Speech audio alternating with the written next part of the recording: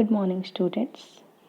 पिछली वीडियो में हमने चैप्टर 5 जीवन की मौलिक इकाई का शुरुआत का कुछ भाग पढ़ा था, जिसमें हमने ये पढ़ा था कि कोशिका क्या होती है, कोशिका की खोज किसने की थी, कोशिका को जब सेल क्यों कहा जाता है, सेल का मतलब क्या होता है। साथ ही साथ हमने जाना था कि कोशिका के मुख्य भाग क्या होते हैं। तो कोशिका के मुख्य भाग में हमने जाना था, कोशिका के 3 मुख्य भाग होते हैं, प्लाज्मा झिल्ली, केंद्रक और कोशिका द्रव्य। प्लाज्मा झिल्ली के बारे में तो हम पढ़ चुके हैं। देखिए यहाँ दिया है कि कोशिका के 3 भाग, प्लाज्मा झिल्ली, केंद्रक और कोशिका द्रव्य। अब आज हम पढ़ेंगे केंद्रक के बारे में। तो केंद्रक कोशिका के मध्य में पाया जाता है। केंद्रक कहाँ पाया जाता है? कोशिका के मध्य में। जब हम देखेंगे कोशिका को लैब में, जब हम इसे देखेंगे, प्याज की पतली कोशिकाओं में देख सकते हैं, प्याज की झिल्ली में, तो जब हम वहाँ देखेंगे तो कोशिका के मध्य में कुछ गहरे रंग के भाग दिखाई देते हैं। यहाँ देखिए कुछ अधिक गहरे रंग के प्रतीत होते हैं। तो कोशिका का मध्य का वो अधिक गहरा भाग ही जो है वह केंद्रक कहलाता है। केंद्रक के चारों ओर दोहरे परत का अस्तर होता है। जो केंद्रक होता है वो कितने स्तरों से, कितने लेयर से मिलकर बना होता है? तो 2 स्तरों से, 2 लेयर्स होते हैं उसमें। तो ये दोहरे परत का जो अस्तर होता है, इस अस्तर को हम कहते हैं केंद्रक झिल्ली। पिछली बार वीडियो में भी मैंने बताया था कि केंद्रक का जो आवरण होता है वो केंद्रक आवरण कहलाता है। वही केंद्रक आवरण केंद्रक झिल्ली कहलाती है। इस केंद्रक झिल्ली में छोटे छोटे छिद्र होते हैं। चित्र के माध्यम से मैं आपको समझाऊंगी, चित्र भेजूंगी मैं आपको। तो केंद्रक झिल्ली में छोटे छोटे छिद्र पाए जाते हैं। इन छिद्रों के द्वारा केंद्रक के अंदर का कोशिका द्रव्य केंद्रक के बाहर जा पाता है। चूँकि हम जानते हैं प्लाज्मा झिल्ली और केंद्रक के मध्य में क्या पाया जाता है? कोशिका द्रव्य। तो ये जो कोशिका द्रव्य है वह आखिर केंद्रक के अंदर कैसे जाएगा? तो केंद्रक के अंदर वह कैसे आता है? केंद्रक झिल्ली में पाए जाने वाले छोटे छोटे छिद्रों के द्वारा। कोशिका द्रव्य के बारे में आगे है, आगे इसमें यहाँ देखिए पहले केंद्रक के अंदर और क्या होता है। तो केंद्रक में पाए जाते हैं क्रोमोसोम। जब हम केंद्रक को देखेंगे सूक्ष्मदर्शी में, तो वहाँ हमको कुछ संरचनाएं दिखाई देंगी। जैसे लगेगा कुछ धागे आपस में उलझे हुए हैं। ठीक है, क्या दिखाई देगा? आपस में उलझे हुए धागे। उन उलझे हुए धागों जैसी संरचना को कहा जाता है क्रोमेटिन तंतु। जो उलझे हुए धागे जैसी संरचना होती है वो क्या कहलाती है? क्रोमेटिन तंतु। और यही क्रोमेटिन तंतु जब कोशिका विभाजन होता है, कोशिका विभाजन क्या है अभी आपके लिए ये नया है, कोशिकाओं का एक से अधिक भागों में बंटना या एक कोशिका से दूसरी कोशिका का निर्माण कोशिका विभाजन कहलाता है। इसके आगे इसके बारे में आपको बाद में पढ़ना है डिटेल में। फिलहाल आप जानिए कि कोशिका विभाजन के समय ये जो क्रोमेटिन तंतु है वो छड़ की तरह दिखाई देने लगते हैं, यानी आपस में उलझकर और टाइट बना। समझिए एक तरह से कई सारे छोटे छोटे धागे हैं जो धागे जैसे दिख रहे हैं, और उन धागों को हम एक साथ जोड़ के कुछ संरचना बना दें, एक साथ आपस में काफ़ी टाइटली जोड़ दे तो वो छड़ जैसी संरचना दिखाई देने लगती है। यानी क्रोमेटिन तंतु जब छड़ाकार दिखाई देता है तब हम उसे कहते हैं क्रोमोसोम। एक बार और ध्यान दीजिएगा, केंद्रक के अंदर धागे जैसी संरचना पाई जाती है जिसे हम कहते हैं क्रोमेटिन तंतु या क्रोमेटिन धागे। और ये जो क्रोमेटिन धागे हैं यह कोशिका विभाजन के समय छड़ आकार दिखाई देने लगते हैं, तब हम इसे कहते हैं क्रोमोसोम। क्या कहते हैं तब उसे? क्रोमोसोम। क्रोमोसोम होता क्या है? तो क्रोमोसोम जो है वह डीएनए तथा प्रोटीन से मिलकर बना होता है। क्रोमोसोम किससे मिलकर बना होता है? डीएनए तथा प्रोटीन। डीएनए और प्रोटीन, डीएनए प्रोटीन। और ये डीएनए अणु में कोशिका के निर्माण व संगठन की सभी आवश्यक सूचनाएं होती हैं। अगर किसी नई कोशिका को बनाना है तो ये सूचनाएं या ये बनाने की कैसे बनेगा, क्या इन्फॉर्मेशन है, सब कुछ कहाँ होता है? इसी डीएनए अणु में होता है। साथ ही साथ डीएनए, इसीलिए हम डीएनए को क्रियात्मक खंड को जीन कहते हैं। डीएनए का क्रियात्मक खंड का मतलब डीएनए का वह भाग जो कार्य करता है, जो हमारे लिए जरूरी है। तो डीएनए का वह भाग जो कार्य करता है वो क्या कहलाता है? जीन। तो जीन की परिभाषा यहाँ से बन जाती है। जीन किसे कहते हैं? तो डीएनए के क्रियात्मक खंड को क्या कहते हैं? जीन कहते हैं। और जो कोशिका विभाजित नहीं हो रही होती है उसमें यह डीएनए क्रोमेटिन पदार्थ के रूप में दिखाई देता है, क्रोमेटिन पदार्थ के रूप में दिखाई देता है। पहले ही मैंने आपको बताया कि कोशिका के अंदर या डीएनए कैसा होता है, क्रोमेटिन धागों के रूप में, और जब कोशिका विभाजित होती है तो ये धागे किस रूप में बदल जाते हैं, छड़ के रूप में, और यही छड़ाकार संरचना क्या कहलाने लगती है, क्रोमोजोम। और क्रोमोजोम जो होते हैं वो किससे मिलकर बने होते हैं, डीएनए से। अब देखिए, क्रोमेटिन पदार्थ धागे की तरह की रचनाओं का एक जाल का पिंड होता है। जब कभी भी कोशिका विभाजित होने वाली होती है तब यह क्रोमोजोम में संगठित हो जाता है। अब आगे है, कुछ जीवों में कोशिकीय जनन में केंद्रक महत्वपूर्ण भूमिका निभाता है। अब कोशिकीय जनन का मतलब एक कोशिका से दूसरी कोशिका का निर्माण। तो इस कोशिकीय जनन में केंद्रक काफी महत्वपूर्ण भूमिका निभाता है। इस प्रक्रिया में, किसकी प्रक्रिया में, तो कोशिकीय जनन की प्रक्रिया। इस प्रक्रिया में एक अकेली कोशिका विभाजित होकर दो नई कोशिकाएं बनाती है। एक कोशिका क्या करेगी, दो कोशिकाएं बनाएंगी। इसी प्रक्रिया को क्या कहेंगे, कोशिकीय जनन।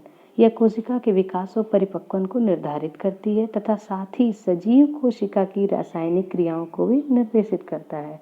ये किसका कार्य बताया जा रहा है, डीएनए का कार्य या केंद्रक का काम हम कह सकते हैं। तो केंद्रक का मुख्य कार्य क्या है, पहली चीज की वह कोशिका जनन की प्रक्रिया में महत्वपूर्ण भूमिका निभाता है, साथ ही साथ कोशिका के विकास को भी यह करता है, साथ ही परिपक्वन यानी कोशिका को यह मैच्योर होने में भी सहायता करता है। अब देखिए, कुछ जीव जैसे बैक्टीरिया, तो बैक्टीरिया जैसे कुछ जीव होते हैं उनमें कोशिका का जो ये केंद्रकीय क्षेत्र है यानी केंद्रक का भाग है, ये बहुत कम स्पष्ट होता है। जब हम उसे देखते हैं तो जैसे मैंने आपको बताया कि कोशिका के अंदर काफ़ी गहरा क्षेत्र मध्य में पाया जाता है जिसे केंद्रक कहते हैं, लेकिन बैक्टीरिया जैसे कुछ जीवों में यह गहरा क्षेत्र दिखाई नहीं देता है। क्यों नहीं दिखाई देता है, क्योंकि इसमें केंद्रक झिल्ली नहीं पाई जाती, यानी केंद्रक तो है, केंद्रक के अंदर का पदार्थ तो है लेकिन केंद्रक झिल्ली नहीं है। जब केंद्रक झिल्ली नहीं है तो यह केंद्रक साफ दिखाई नहीं देता है। ऐसे अस्पष्ट केंद्रक क्षेत्र में केवल क्रोमेटिन पदार्थ होता है। जब केंद्रक झिल्ली नहीं है तो अंदर का भाग केवल क्रोमेटिन पदार्थ दिखाई देगा। ऐसे क्षेत्र को हम केंद्रकाय कहते हैं। यहाँ यह केंद्रक नहीं कहलाएगा, यहाँ यह क्या कहलाएगा, केंद्रकाय। और यही जो केंद्रकाय है इसी को हम कह सकते हैं प्रारंभिक केंद्रक। यही क्या कहलाएगा, प्रारंभिक केंद्रक। तो ऐसे जीव जिसकी कोशिकाओं में केंद्रक झिल्ली नहीं होती है उन्हें प्रोकैरियोटिक यानी प्रारंभिक केंद्रक वाली प्रोकैरियोटिक कोशिका कहते हैं। और जिन जीवों की कोशिकाओं में केंद्रक झिल्ली होती है उन्हें यूकैरियोटिक कोशिका कहते हैं। क्लियर है। प्रोकैरियोटिक कोशिकाओं के बारे में और कुछ हम जानते हैं कि प्रोकैरियोटिक कोशिकाओं में अन्य कोशिकांग भी नहीं पाए जाते हैं। यूकैरियोटिक कोशिकाओं में अन्य कोशिकांग पाए जाते हैं। इसके बारे में हम डिटेल में आगे पढ़ेंगे। जब कोशिका की संरचना बताई जाएगी तो प्रोकैरियोटिक में कौन कौन से कोशिकांग है जो नहीं पाए जाते हैं और यूकैरियोटिक में पाए जाते हैं, इनके बारे में आपको बताऊंगी मैं। अगला जो है हमारा तीसरा और मुख्य भाग है कोशिका द्रव्य, जिसके आधार पे हम कह सकते हैं कि जैसे मैंने अभी बताया ना कि प्रोकैरियोटिक कोशिकाओं में कोशिकांग नहीं पाए जाते, ये कोशिकांग जो है वो कोशिका द्रव्य ही है। तो इसके बारे में हम देखते हैं। यहाँ एक दिया है कि जब हमने प्याज की झिल्ली तथा मनुष्य के गाल की कोशिकाओं की स्लाइड को देखा, ये लैब में आपको दिखाया जाएगा, तो प्याज की झिल्ली को या फिर गाल की जो अंदर की खुरचन होती है उसे भी हम स्लाइड से देख सकते हैं, उसमें भी कोशिकाएं हमें दिखाई देंगी।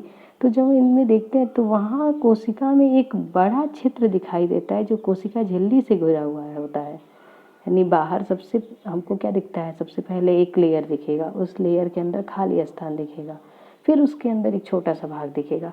तो ये जो छोटा सा भाग है वह तो केंद्रक है और जो बाहर का आवरण है वो कोशिका झिल्ली है। तो केंद्रक और कोशिका झिल्ली का जो मध्य का भाग है, जो बड़ा क्षेत्र कहा जा रहा है, इसके बारे में है कि इस क्षेत्र में बहुत हल्का धब्बा होता है, यानी जो बहुत ज़्यादा आपको रंगीन ही नहीं दिखेगा, हल्का रंगीन दिखेगा। इसे ही क्या कहते हैं, कोशिका द्रव्य। क्या कहेंगे इसे, कोशिका द्रव्य। तो प्लाज्मा झिल्ली के अंदर कोशिका द्रव्य एक तरल पदार्थ है। प्लाज्मा झिल्ली यानी कोशिका की सबसे बाहरी झिल्ली। कोशिका की सबसे बाहरी झिल्ली के अंदर जो पाया जा रहा है वह क्या है, कोशिका द्रव्य। इसमें बहुत से विशिष्ट कोशिका के घटक होते हैं, कोशिका के मुख्य भाग इसमें पाए जाते हैं और इन्हीं घटकों को हम कहते हैं कोशिका का अंगक या हम कह सकते हैं कोशिकांग। और ये प्रत्येक अंगक कोशिका के लिए विशिष्ट कार्य करते हैं। हम देखेंगे अभी कि कोशिका में कौन कौन से अंगक पाए जाते हैं और हर अंगक का अपना विशिष्ट कार्य होता है। विशिष्ट कार्य का मतलब एक अंग, कोशिका का जो एक अंगक कार्य करता है तो कोशिका का दूसरा अंगक दूसरा कार्य करता है। और जैसे हम आगे पढ़ेंगे कि कोशिका में माइटोकांड्रिया होता है, कोशिका में हरित लवक होता है, आगे बढ़ेंगे हम। तो हरित लवक का जो कार्य है वो माइटोकांड्रिया नहीं कर सकता, माइटोकांड्रिया का जो कार्य है वह हरित लवक नहीं कर सकता है। इसका मतलब कि जो भी कोशिकांग है वो विशिष्ट कार्य करते हैं। कोशिका द्रव्य तथा केंद्रक दोनों को मिलाकर जीव द्रव्य कहते हैं। यानी प्लाज्मा झिल्ली के अंदर कोशिका द्रव्य भी पाया जा रहा है और केंद्रक भी पाया जा रहा है। तो केंद्रक और कोशिका द्रव्य आपस में मिलाकर इनको क्या कह सकते हैं हम? जीव द्रव्य। अब देखिए कोशिका अंगक होते क्या हैं। तो कोशिका के अंदर पाए जाने वाले सभी अंगक झिल्ली युक्त होते हैं, यानी सभी के ऊपर कोई एक लेयर पाया जाता है, कोई भी बिना लेयर के नहीं होता है। प्रोकैरियोटिक कोशिका, प्रोकैरियोटिक कोशिका का मतलब ऐसी कोशिका जिसके केंद्रक का आवरण नहीं पाया जा रहा है। तो प्रोकैरियोटिक कोशिकाओं में वास्तविक केंद्रक के अतिरिक्त झिल्ली युक्त अंगक भी नहीं पाए जाते हैं। यानी अब एक और अंतर हमको दिख रहा है प्रोकैरियोटिक और यूकैरियोटिक में। पहला अंतर क्या था कि प्रोकैरियोटिक कोशिकाओं में केंद्रकीय क्षेत्र जो था वो अस्पष्ट नहीं था, जबकि यूकैरियोटिक कोशिकाओं में केंद्रकीय क्षेत्र क्या था? अस्पष्ट था। दूसरा अंतर हमें दिख रहा है कि प्रोकैरियोटिक कोशिकाओं में कोशिका अंगक झिल्ली युक्त नहीं होते हैं, जबकि यूकैरियोटिक कोशिकाओं में झिल्ली युक्त कोशिका अंगक पाए जाते हैं। इस झिल्ली का महत्व क्या है? देखिए एक एग्जाम्पल यहाँ दे रहा है, काफ़ी बेहतर उदाहरण है। झिल्ली की सार्थकता वायरस के उदाहरण से स्पष्ट कर सकते हैं। जो वायरस है, वायरस में किसी भी प्रकार की झिल्ली नहीं होती है, किसी भी प्रकार की, चाहे कोई भी वायरस हो। विषाणु जो होता है, विषाणु में झिल्ली नहीं होती है, और ये झिल्ली नहीं होने के कारण ही इसमें जीवन के गुण नहीं दिखाई देते हैं। किसी भी वायरस में जब तक वह, क्योंकि वायरस में झिल्ली नहीं होती है, तो झिल्ली नहीं होने के कारण इनमें जीवन के गुण नहीं दिखाई देंगे। लेकिन होता क्या है, जैसे ही यह वायरस किसी सजीव के शरीर में प्रवेश कर जाता है, चाहे श्वास द्वारा हो या किसी भी तरीके से हो, जैसे ही शरीर के अंदर प्रवेश करते हैं, इनके ऊपर अब कोशिका की झिल्ली आ जाती है। होता क्या है, झिल्ली भले नहीं होती है, इनके अंदर अनुवांशिक पदार्थ तो पाए ही जाते हैं, केंद्रक पाया जा रहा है। तो ये जो केंद्रक है, इसी केंद्रक में जो अनुवांशिक पदार्थ है, जब किसी जीव के अंदर ये प्रवेश करते हैं तो वहाँ ये एक तरह से समझिए उसको अपने अंतर्गत, या हम ये जैसे मान लीजिए हमारे घर में कोई आ जाए, कोई बाहरी व्यक्ति हमारे अंदर प्रवेश करता है, हमारे घर में आ जाता है, और घर में आने के बाद से वो हमारी चीज़ों का इस्तेमाल करने लगता है। ठीक ऐसा ही वायरस करता है। जैसे ही ये हमारे शरीर के अंदर आता है, अब ये हमारी कोशिकाओं का इस्तेमाल करने लगता है और साथ ही साथ अपनी संख्या बढ़ाने लगता है। तो तब उसमें जीवन के गुण आ जाते हैं। लेकिन कोशिका झिल्ली जब तक नहीं थी, बाहर ही एक वायरस क्या कहलाता था? निर्जीव था। समझ में आया? तो एक तरह से आप समझ सकते हैं कि जो कोशिका झिल्ली है, यही किसी सजीव व निर्जीव को निर्धारित भी कर रही है। कोशिका झिल्ली, हर सजीव की कोशिका में कोशिका झिल्ली पाई जाती है। ठीक है, एक यहाँ क्वेश्चन है, देखिए, जब आप निम्नलिखित तालिका में दिए गए रिक्त स्थान को क्या भर सकते हैं, जिससे कि प्रोकैरियोटिक तथा यूकैरियोटिक कोशिकाओं में अंतर तो बहुत ज़्यादा स्पष्ट है। जो नहीं आपको पता है वो दिया हुआ है कि प्रोकैरियोटिक कोशिका, तो प्रोकैरियोटिक कोशिका का आकार छोटा होता है। देखिए 1 से 10 माइक्रोमीटर दे रहा है, जबकि यूकैरियोटिक कोशिका का आकार क्या है? बड़ा है, 5 से 100 माइक्रोमीटर। 1 माइक्रोमीटर में कितना होता है? 10⁻⁶ मीटर। अब केंद्र के क्षेत्र के बारे में दिया है, तो ये तो मैंने आपको बताया, ये आपको समझ में आ सकता है। जैसे यूकैरियोटिक कोशिका का केंद्र के क्षेत्र क्या दे रहा है? सुस्पष्ट होता है, जो चारों ओर से केंद्र की झिल्ली से घिरा रहता है। जबकि प्रोकैरियोटिक का जो केंद्र की भाग होगा वो क्या होगा? केंद्र की क्षेत्र यहाँ पे क्या होगा? अस्पष्ट होता है और केंद्र की झिल्ली नहीं पाई जाती है। और इस केंद्र के क्षेत्र को हम क्या कहते हैं? केंद्रकाय। पहले ही हमने पढ़ा था, तो यहाँ और उसे क्या होगा? केंद्रकाय कहते हैं। प्रोकैरियोटिक कोशिका में क्रोमोसोम कितना पाया जाता है? 1। ध्यान रखिएगा, प्रोकैरियोटिक कोशिका में केवल 1 क्रोमोसोम। क्रोमोसोम क्या होता है? केंद्रक के अंदर धागे जैसी संरचना कोशिका विभाजन के समय एकत्रित होकर जब छड़ जैसी संरचना बनाती है, तो उसे क्या कहते हैं? क्रोमोसोम। ठीक है, तो ये प्रोकैरियोटिक कोशिका में केवल 1 क्रोमोसोम होता है और यूकैरियोटिक कोशिका में 1 से अधिक क्रोमोसोम होता है। 4th पॉइंट आप खुद फिल करेंगे। प्रोकैरियोटिक में दिया है झिल्ली युक्त कोशिका अंगक अनुपस्थित, यूकैरियोटिक में क्या हो जाएगा? आप खुद फिल करिएगा और बताइएगा मुझे। अब कोशिका अंगक के बारे में पढ़ते हैं। तो प्रत्येक कोशिका के चारों ओर अपनी झिल्ली होती है, हम जानते हैं। और कोशिका के चारों ओर की जो झिल्ली होती है उसे क्या कहते हैं? कोशिका झिल्ली। जिससे कि उसमें उपस्थित, झिल्ली का काम क्या है? तो कोई भी झिल्ली है, जैसे आप चीनी लाते हैं मार्केट से, तो उसे पॉलीथीन के अंदर भर रख के लाते हैं, क्यों पॉलीथीन के अंदर रख के लाते हैं? ताकि वो बाहर ना गिरे, इसीलिए लाते हैं ना। यहाँ भी इस झिल्ली का यही काम है। झिल्ली के अंदर जो भी कोशिका अंगक हैं, ये कोशिका अंगक बाहर के पर्यावरण से अलग रहें, इसी के कारण कोशिका झिल्ली पाई जाती है। बड़ी तथा जटिल कोशिकाओं, जिसमें बहुकोशिकीय जीवों की कोशिकाएं भी शामिल है, इनको भी उपापचयी क्रियाओं की बहुत आवश्यकता होती है। उपापचयी एक वर्ड आ रहा है यहाँ पे, देखिए उपापचयी, आपके लिए काफ़ी नया शब्द है उपापचय। ध्यान रखिएगा, उपापचयी जो शब्द है वो दो शब्दों से मिलकर बना है, एक है उपचय और दूसरा है अपचय। नोट कर लीजिएगा आप कहीं, उपचय और अपचय। उपचय का मतलब होता है निर्माण होना। उपचय का मतलब क्या होता है? निर्माण। हमारे शरीर में कुछ भी बनता है, कोई भी बनने की प्रक्रिया होगी तो हम कहेंगे ये उपचयी प्रक्रिया है। जैसे प्रोटीन का निर्माण हो रहा है, वह कौन सी प्रक्रिया है? उपचयी प्रक्रिया। कार्बोहाइड्रेट का निर्माण हो रहा है हमारे शरीर के अंदर, वह भी क्या है? उपचयी प्रक्रिया है। लेकिन और जहाँ भी टूटेगा, जैसे मान लीजिए हम जो भोजन ग्रहण करते हैं उसमें विभिन्न प्रकार के पोषक तत्व होते हैं, जटिल पोषक तत्व, तो इनको टूटना है, तो जहाँ टूटने की प्रक्रिया होगी वह कहलाती है अपचय। और ये उपचय और अपचय दोनों मिलकर कहलाती है उपापचयी क्रियाएं। यानी वे क्रियाएं जिनमें कुछ बनता भी है और कुछ टूटता भी है। तो हमारे जो भी दे रहा है यहाँ पे कि बहुकोशिकीय जो जीव हैं उनकी कोशिकाओं में अनेक प्रकार की उपापचयी क्रियाएं होती रहती हैं और ये जरूरी भी है, जिससे कि वे जटिल संरचना तथा कार्य को सहारा दे सकें, मतलब काम भी कर सकें। तो इस प्रकार की उपापचयी क्रियाओं को अलग अलग रखने के लिए ये कोशिकाएं झिल्ली युक्त छोटी छोटी संरचनाओं का उपयोग करती हैं। हम जानते हैं कि जो कोशिकाएं हैं वही तो, हम पहले ही बताया गया है कि कोशिकाएं जो होती हैं वो किसी सजीव की संरचनात्मक इकाई भी है, साथ ही साथ क्रियात्मक इकाई भी है। यानी जो भी कार्य होते हैं एक सजीव में वो कहाँ होते हैं? कोशिका के अंदर। तो हम चाहे चलते हैं, सांस लेते हैं, बोलते हैं, कोई भी काम अगर हम कर रहे हैं, कुछ खाते हैं तो पचता है, जितने भी कार्य हैं ये सभी कार्य की इकाई क्या है? कोशिका है, यानी कोशिका के अंदर होती है। तो कोशिका के अंदर केवल एक ही कोशिकांग तो ये सारे काम नहीं कर सकता, तो सभी कोशिकांग कार्य करते हैं। और ये कोशिकांग भी एक दूसरे से अलग रहें, इसलिए इन कोशिकांगों के ऊपर भी झिल्लियाँ पाई जाती हैं। यह यूकैरियोटिक कोशिकाओं का एक ऐसा गुण है जो इन्हें प्रोकैरियोटिक कोशिकाओं से अलग करता है। जानते हैं आप कि प्रोकैरियोटिक कोशिकाओं में ये कोशिकांग नहीं पाए जाते हैं, जबकि यूकैरियोटिक कोशिकाओं में ये कोशिकांग पाए जाते हैं। इनमें से कुछ अंगक तो ऐसे हैं जिन्हें हम केवल इलेक्ट्रॉन सूक्ष्मदर्शी से ही देख सकते हैं। यानी कोशिकांग, जो कोशिकाओं के अंदर जो पदार्थ, पहले तो हम कोशिका को ही ऐसे नहीं देख सकते हैं, कोशिका को देखने के लिए भी हमको क्या चाहिए? माइक्रोस्कोप चाहिए। लेकिन कोशिका के अंदर की भी जो चीज़ें उनको देखने के लिए हमें कभी कभी इलेक्ट्रॉन सूक्ष्मदर्शी की भी आवश्यकता होती है। हमने अब देखिए, आपने इसके पहले पढ़ा था केंद्रक के विषय में।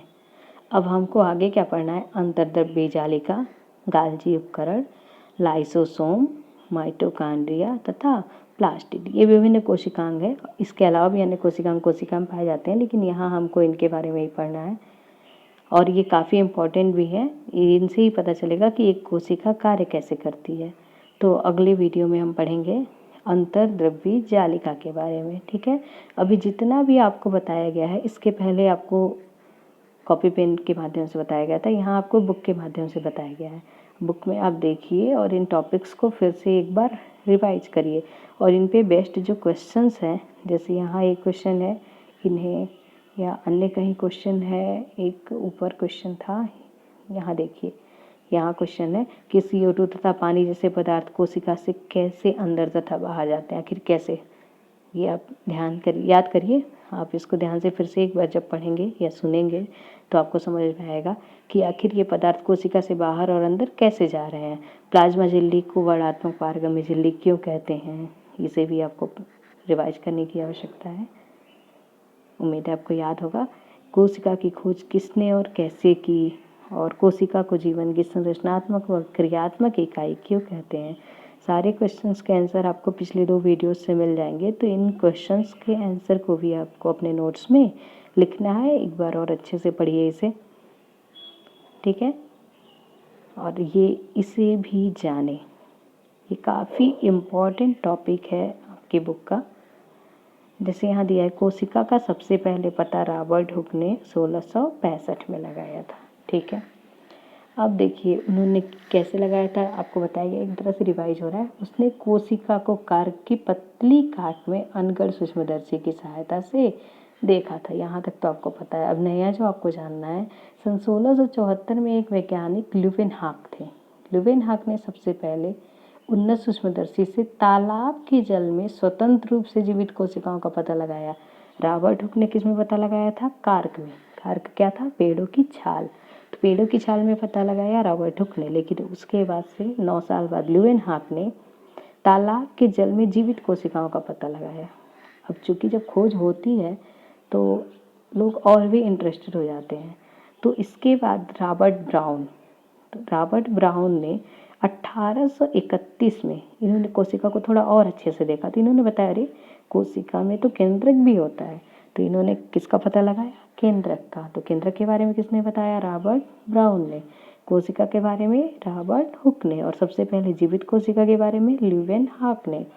ठीक है। जब केंद्रक का पता लग गया तब वैज्ञानिक आए जे.ई. पुरकंज लिखा है इसमें। तो जे.ई. पुरकंज ने 1839 में कोशिका में स्थित तरल जैविक पदार्थ को जीव द्रव्य का नाम दिया। ठीक है। जो कोशिका में जो भी लिक्विड होता है, उस जैविक पदार्थ, जो उस जैविक पदार्थ का नाम उन्होंने क्या दे दिया? यह जीव द्रव्य है। इनके बाद 2 जीव वैज्ञानिक आए, एम स्लीडेन तथा टी स्वान। इनको एक साथ कहा जाता है स्लाइडेन एवं स्वान, ध्यान रखिएगा, स्लाइडेन एवं स्वान।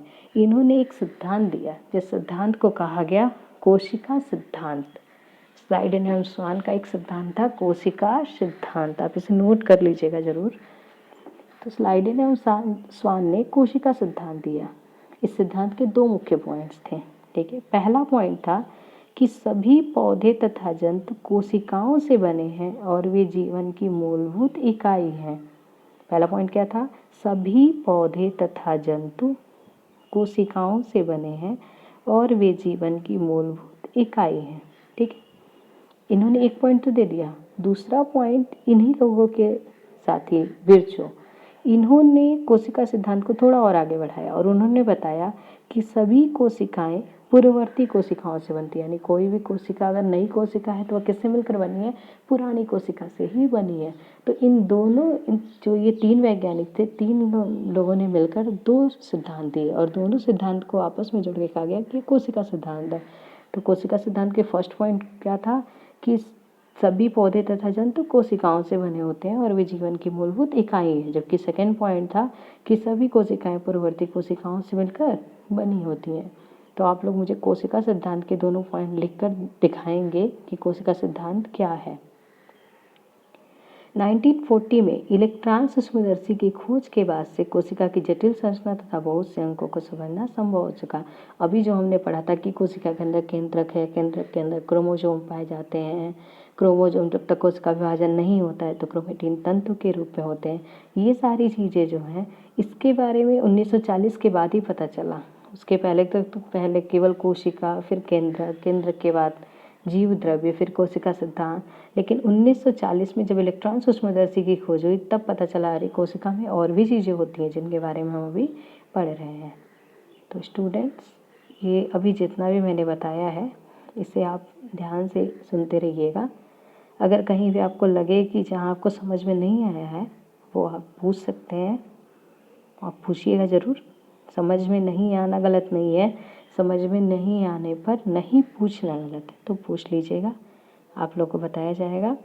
और जो क्वेश्चंस हैं उनके आंसर लिखने का प्रयास करिएगा, प्रयास ज़रूर करिएगा। लिख के दिखाइएगा मुझे, सही गलत वो मैं आपको बता दूँगी, सही है या गलत है आप लिखिएगा। और अगले क्लास में जब हम पढ़ेंगे तो कोशिका द्रव्य में ही हमको क्या पढ़ना है? कोशिका अंगकों के बारे में। और कोशिका अंगक में हमारा रहेगा नेक्स्ट टॉपिक अंतर्द्रव्यी जालिका। तो आप पहले से ही इसके बारे में थोड़ा बहुत पढ़े रहिएगा ताकि पढ़ाते समय आपको समझ में आए। Thank you.